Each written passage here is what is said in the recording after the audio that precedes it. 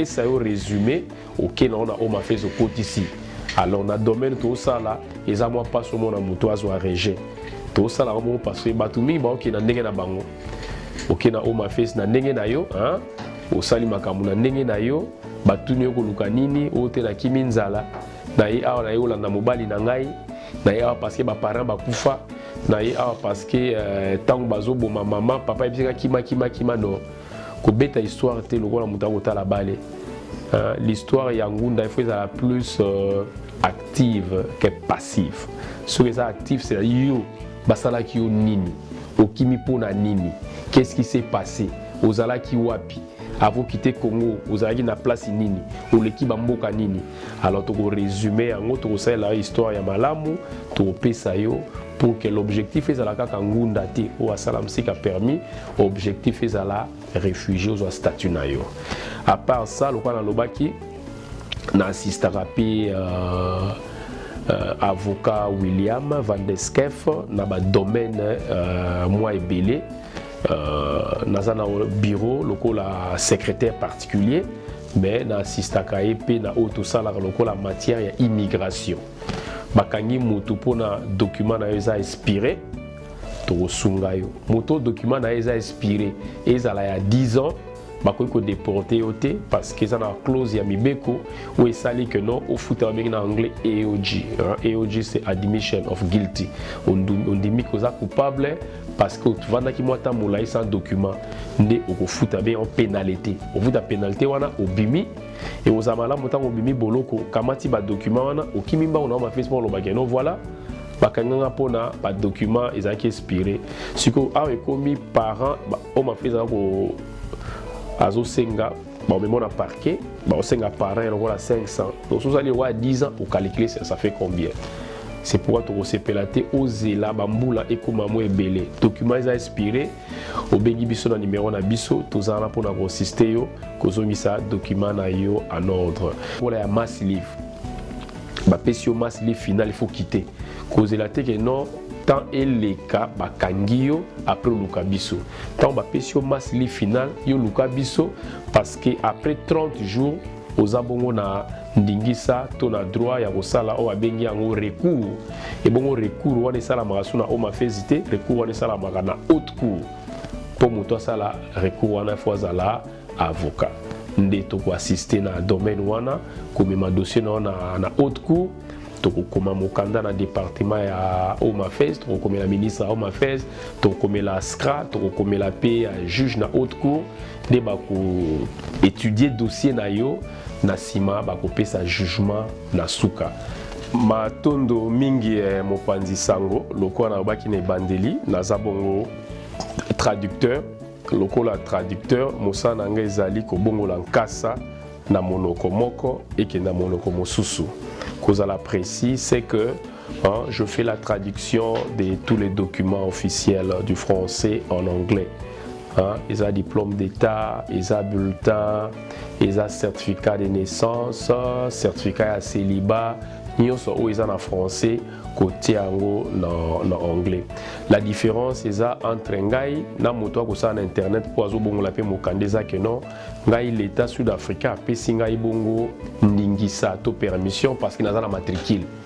matricule na ngai za l'état no sa la yo traduction au monde na ko poser matricule na caché à haute cour oui pe singa ndingisa sa traduction so na sali traduction wana et puis na sala répète interprétation ça mingi penza na niveau ya parquet au monde ndeko bakangiye Azan Likambwa Loba, mais moi Loba exact. Il y a la difficulté de pouvoir s'exprimer dans monoko oyo il y a yebité. Bon mosa na ngeza na parquet ko interpréter makambo Loba, ko yebisa yango na magistrat, ko yebisa yango na procureur, ko yebisa yango na parquet pour ba yeba likanisi na yo. Wana etali bongo interprétation. Na sala ka bongo pe ko assister na ko enregistrer bat na sakwa. Ça quoi ils a instance oyo ils ont la capacité à kopesa yo équivalence ya qualification na yo il faut eba ba congolais baza bato maeli ba congolais baza batama le monde muto atanga aza licencié aza docteur kasi en Afrique du Sud a se retrouver té au monde ya sala sinzili to lobite ke sinzili ya musala mabe ezake non chaque musala eza na niveau na yango yo za docteur oza licencié tu peux faire autre chose que cela na sungaka na sakwa na ko traduire ba document en anglais na ko enregistrer na sakwa ko sala suivi la partie à Congo. Dans la matière pénale, bakangi ndeko na yo. O a violaki, o a volaki, o a betaki mutu. Neti kala mingi te Rolanda papa Patrick na mission to leka, bandeko babundi, bandeko ba congolais babundi, babumi muninga. Prima fois qui met des alokola ba kamoko sérieux. Et ça fait partie de la matière pénale, nous assistons. Ko aider mutu aza na prison ko bimisa ye atika la kuna te ko bimisa ye donc to ba ka vol to ba ka viol to ba ka ya tabassage ba biloko ndenge wana tout ça la matière pénale to assister na yango eza la procédure normale tata ba maman bandeko wa bolingo mbote na bino boye malamu na mayenga ni na politique TV mais lelo tozali na spécial na kati ya télévision na biso mayenga ni na politique TV ndenge boyebi tozali kolobela ba domaine nyonso to lelo tozali na mwana mboka maître avocat Blaise ndenge bomoni ye mbote mwana mboka mbote ndeko mopanzi sango boni santé na liboso santé ezali malamu na ngolo ya Nzambe mwana mboka alobi santé ezali malamu na ngolo ya Nzambe tokumisa ye mais avant tokota nanu na katikati ya mission na biso mwana mboka toza na suka ya mbula boni mbule lekaki ndenge nini pona yo zala mobu moye molekaki malamu lokwa boyebi nkoko so ezangaka te kasi lokwa na lobi na ebandeli ya milulu moyete na ngolo ya Nzambe manso maleki malamu. Merci mingi mwana mboka batata ba mama bandeko bolingo lelo tozali na émission spéciale pamba te bangolais mingi bazovanda na kati ya Afrique du Sud to libanda bazali kokutana na mikakatano mingi maître Blaise ye oyo aloba topesi maloba mwana mboka loba expliquer ba congolais ya monde mobimba nini ozosala maloba eza ipana matondo mingi mopanzi sango lokola na baki ne bandeli naza bongo traducteur lokola traducteur mosana nga ezali ko bongola nkasa na monoko moko et que na monoko mosusu kozala précis c'est que je fais la traduction de tous les documents officiels du français en anglais. Ils ont diplôme d'état, ils ont bulletin, ils ont certificat de naissance, certificat à célibat, ils ont en français, côté en anglais. La différence est entre ngai na moto ko sa na internet pour azo bongo la pe mokandeza que non, ngai l'état sud-africain pe singai bongo ndingisa to permission parce que naza na matricule. Matricule na ngeza l'état no sa la yo traduction au monde na ko poser matricule na caché à haute cour. Oui, pe singa ndingisa sa traduction. So na sali traduction wana et puis na sala rappel interprétation. Interprétation ça mingi penza na niveau ya parquet. Au monde ndeko bakangiye azan likambwa loba memoya loba ezate il y a la difficulté de pouvoir s'exprimer na monoko oyo ye ayebite bongo mosana ngeza na parquet ko interpréter makambo loba ko yebisa yango na magistrat ko yebisa yango na procureur ko yebisa yango na parquet po bayeba likanisi na yo wana etali bongo interprétation na sala ka bongo pe ko assister na ko enregistrer bat na sakwa sakwa eza à instance oyo eza na capacité ya ko pesa yo équivalence ya qualification na yo il faut yeba ba congolais baza bato maele ba congolais baza bato maele mona muto atanga aza licencié aza docteur kasi en Afrique du Sud a se retrouver té au monde ya sala sinzili to lobite ke sinzili ya musala mabe ezake non chaque musala eza na niveau na yango yo za docteur oza licencié tu peux faire autre chose que cela na sungaka na sakwa na ko traduire ba document en anglais na ko enregistrer na sakwa ko sala suivi na partie à Congo na profiter pe na émission pour na kobeta moi c'était awa to un problème sérieux na niveau ya inspection générale ou bien à niveau ya Congo. Donc yo za diplômé au sali traduction na yo au côté na sakwa na tango kala bando pesa ba qualification directement mais ba ko constater moi fraude côté alors sakwa pour s'assurer a pesa yo équivalence na yo so za diplômé a pesa yo métrique awa na équivalence na yo et sengeli bongo à ça la banquette ou bien en third part à ça la banquette à partir à Congo. Alors, si on a diplômé, c'est renseigné dans l'inspection générale. Alors, si on a un problème, inspection générale, il y a un mboka, ils ont un email. Si on a répondre à rater. Donc, les autres ont moins retard. Si on a moins flexible, ça la preuve, il y a promptitude. Si on a côté 6 mois demande, on a pour que ça quoi. Donc, si on Congo est confirmé, de facto, ça quoi pas pêcher au Mokanda. Mais si on peut confirmer, ça quoi, moi, pêcher au Mokanda. Tu dois mieux placer na yango pour mingi pia kulinga sala la ndenge na meto banga ko sala erreur. So sala erreur pour ngweke. To lingi na mbongo yo kozana nango, ça quoi pesa montant nango na application to sala ko mona ko bima pe na print out de to assister yo au sala au s'enregistrer na ça quoi pose équivalence wana. Et puis na sunga pe bana la classe dans la grade ya moketi na avant métrique, c'est-à-dire bande ko na biso bana awa bo vantsa bana na banda kute bana basengeli kotanga bongo mosala na nga ezali pe ya kokomisa bana so kute na kokoso oye esika nga na zali je crois adresse ezoleka wana na écran na biso et so koza na kokoso na kokende ngai moko na département éducation nde na kosala keno ba sapo document ezala réuni pour que démarche wana zala la faisabilité démarche wana ezala bongo effective. Na sungaka pe na makambo etali ba newcomer yo uti Congo oui awa olingozo mokande ça makandenge nini pas seulement ici en Afrique du Sud même en Europe parce que tozana bandeko o bazana poto ça la mikanda sur 10 je vous dis sur 10 na ko pesa bino ba numéro na bango te c'est que bazwa ba résidence donc tout ça la ba histoire basée sur le fait réel. Le vrai fait. Bongo na musala wana na travail kana ndeko aza historien comme on a essayé que Sébastien il y a za bongo ressortissant à faculté catholique il a sunga ka bongo na rédaction histoire alors ça la histoire pas au ça la résumé ngana okamata histoire wana lokola aweza pays francophone était à pays anglophone ndek na ko ça la traduction il y a histoire donc faut faire l'attention entre l'interprétation et la traduction. La traduction, c'est plus écrit.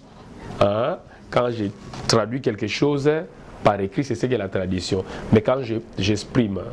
d'une manière verbale, c'est l'interprétation. Hein? Même dans l'église, on a non, traducteur, non. À l'église, on fait l'interprétation, on ne fait pas la traduction.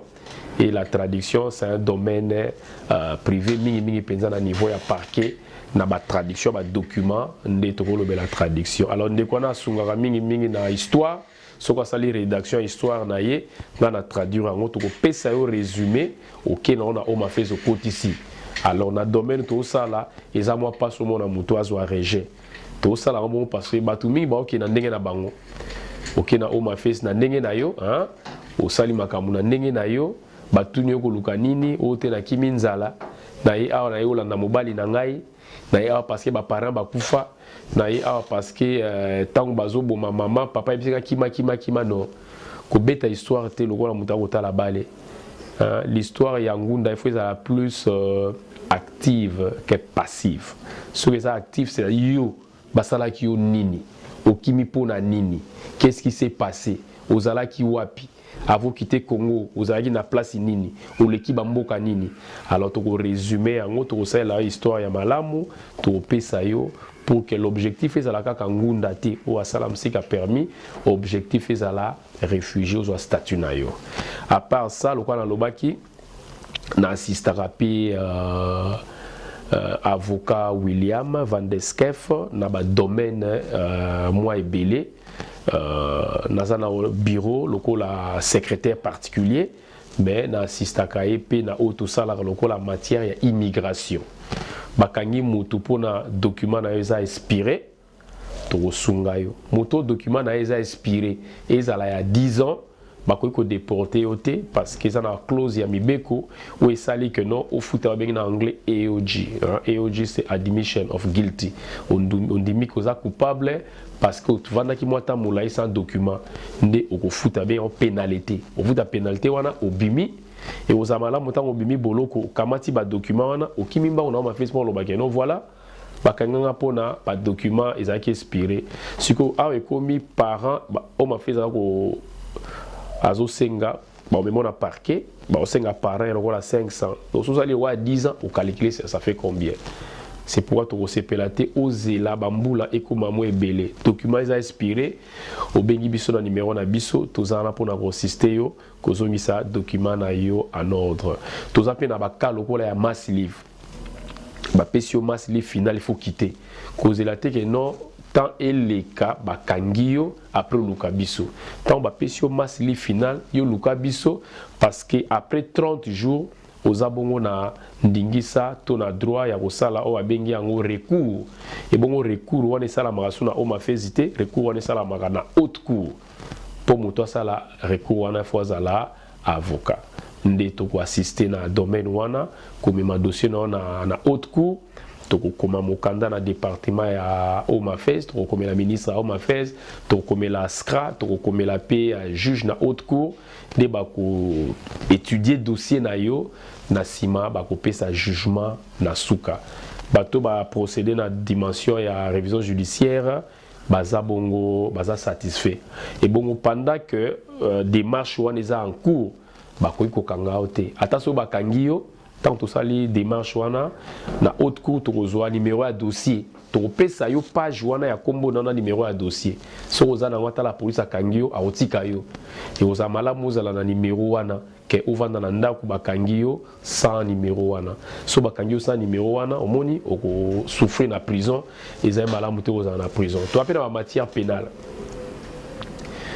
pénale bakangi ndeko na yo o aviolaki o avolaki o abetaki mutu neti kala mingi te Rolanda papa Patrick na émission to leka bandeko babundi bandeko ba congolais babundi babumi muninga wana eza biso bengi yango eza prima facie meta donc prima facie meta eza lokola ba kamoko sérieux omoni na ba cas sérieux par cas na position azape na position par rapport à cela mais ça fait partie de la matière pénale nous assistons ko aider mutu azana prison ko bimisaye atika la kuna te ko bimisaye donc to ba cas vol to ba cas viol to ba cas ya tabassage ba biloko ndenge wana tout ça la matière pénale to assister na ngo eza la procédure normale so ba kangio procédure normale ezali pour abimisaye to na kati wana pour abimisayo so ba kangio il faut ça d'abord na mokanda ya wana zo beta cité ozala mokanda te tika bitumba tika kuswana tika kubeta batu tika bitambola tambola eloko wana ezalaki kaka na jobo mais koti na Cape Town bazoko kanga bato so ozala mokanda te komi mwa difficile so ozala mokanda te na obelela kozwa ntango okende même na Scalabrini Center kokoma kuna bapesa yo parce que na minute oyo ezali to wana dossier entre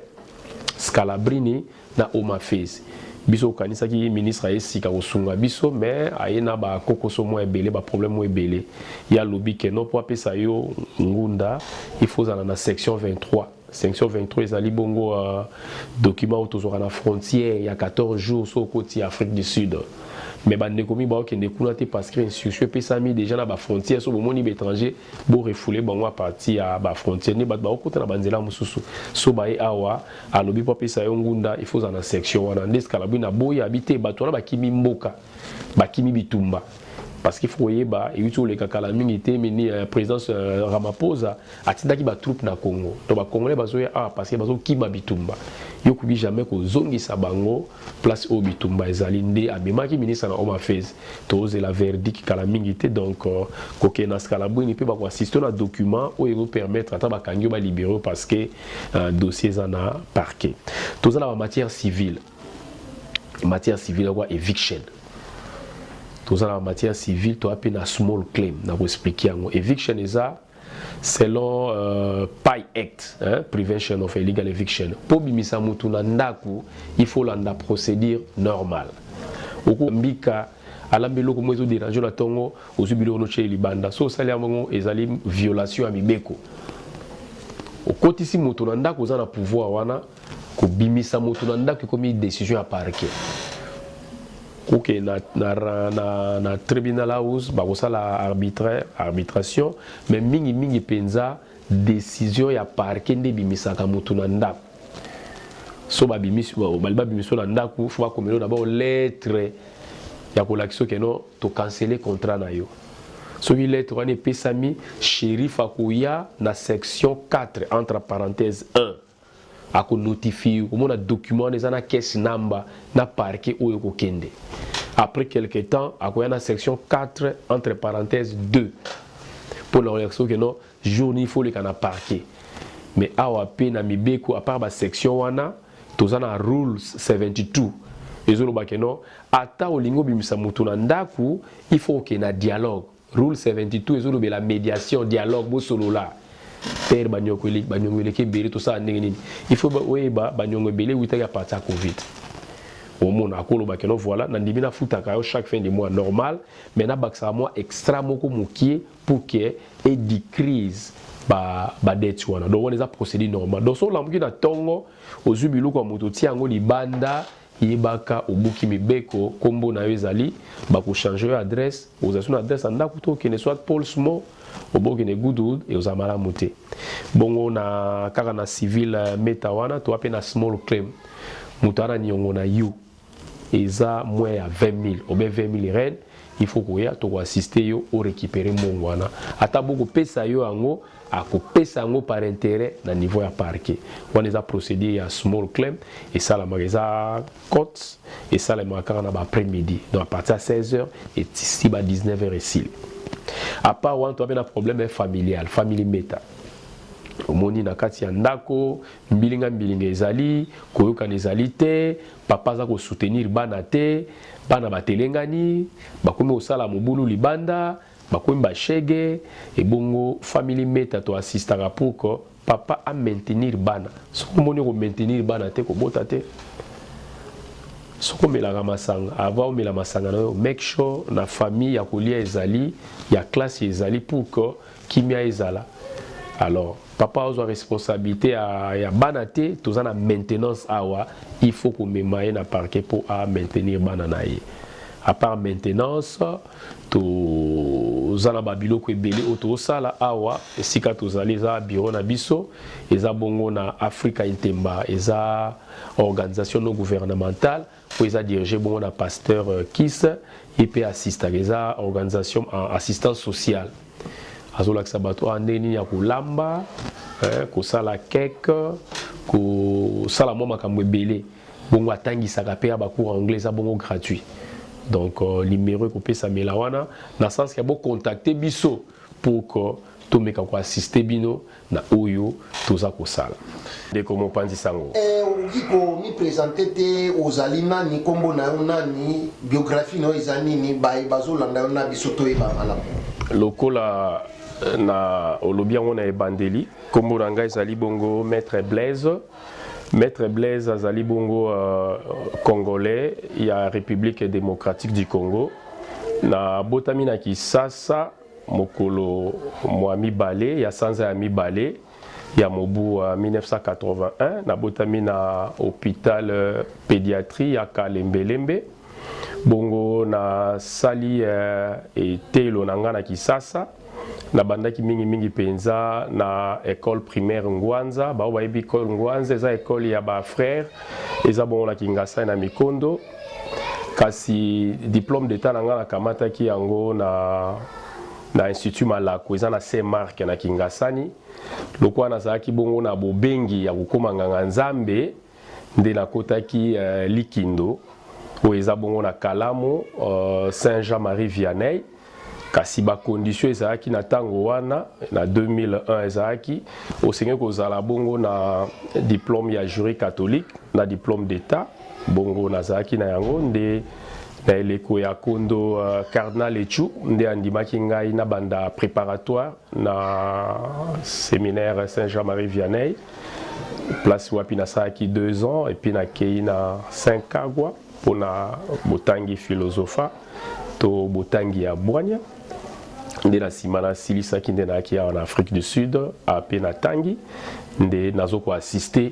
na misala oyo lobi na ebandeli ya émission oyo. Merci mingi mwana mboka batata ba mama bandeko wa bolingo na banzi ete bozali ko sepela pamba te mwana mboka maître Blaise a expliqué bino nyonso na mulai pe na mukuse sur l'activité azali kosala na maenyoso ye alobi soki yo o se retrouver na kati ke ozana kokoso ozana posa ya solution contacter biso soki olingi contacter mwana mboka maître Blaise esengeli contacter na plus 27 68 30 64 58 3 na bandeli plus 27 68 30 64 58 3 wana soko bengi ozui mwana mboka maître avocat Blaise mais pour na landline okobenga ye na 021 109 01 21 na bandeli 021 109 01 21 soki obengi na banzi okozwa mwana mboka et puis akosunga yo na ba problème nyonso tu oza nango bino ba eboza libanda ya Afrique oza na Europe oza na Asie oza na Océanie oza bisika nyonso to oza na Afrique mais na mboka oyo te ke ozali na bandeko na yo famille na yo oyo yebi baza na ba difficulté sur ba activité mwana mboka maître avocat Blaise auti koloba contacter ye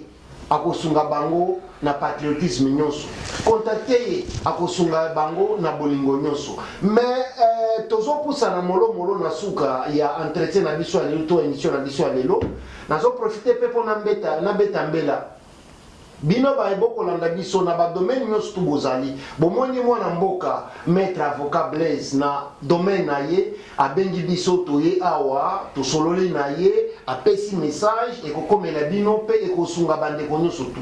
yo pe ozali na domaine songolo to pakala ozana posa to ya to solola na yo o faire passer message na yo pona kosunga bandeko to po bandeko baya pembeni na yo benga biso tozali disponible pona ba congolais nyonso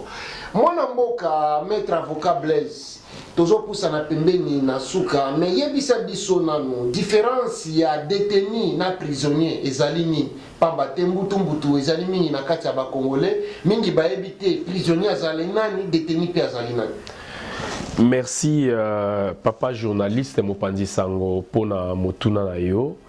o sengili koyeba prisonnier aza moto oyo azo purger sentence na ye na prison ne babengi prisonnier détenu aza moto oyo azozela mbano na ye donc so bakangi yo oleki na parquet ba transférer yo na prison ozo oleka toujours na ba séance na kati ya parquet oza bongo détenu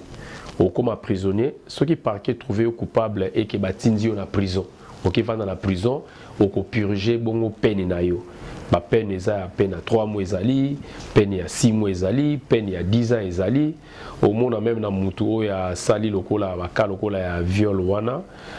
ako purger peine oyo parquet imposé donc prisonnier azali moto ako purger peine na ye détenu aza moto akozela mbano liboso ya magistrat. Merci mingi mwana mboka pona explication na yo et puis batata ba mama bandeko bolingo mwana mboka tozali na bato ebele bazo contacter biso bandeko na bango ba se retrouver na ba prison na ba Posmo na Jobour partout mais bazali na bato bakoki ko assister bango te bazali na bato bakoki ko sambela bango te na banzi ozali solution na ba problème ba congolais belé et tozo senga na bino ba congolais belé o bozana bandeko na bino bazana bakawana bo contacter maître avocat Blaise ako assister bino pe ako assister bandeko na biso bakobima libanda